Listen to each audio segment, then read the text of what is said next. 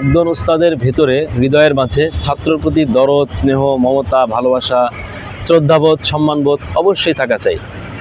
দেখুন আল্লাহ রাব্বুল আলামিন সূরা আর রহমানের ভিতরে বলেছেন, আর রহমান আল্লামাল কুরআন, রহমান কোরআন শিক্ষা দিয়েছেন।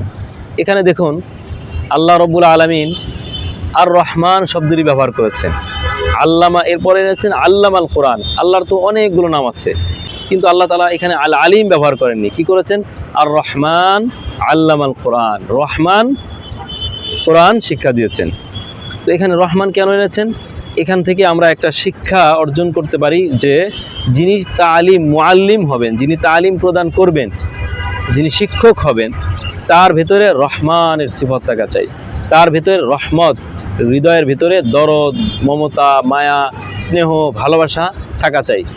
যে শিক্ষক যিনি হবেন তিনি অবশ্যই রহমানের সিফত, রহমতের গুণ তার হৃদয়ের মাঝে থাকা চাই।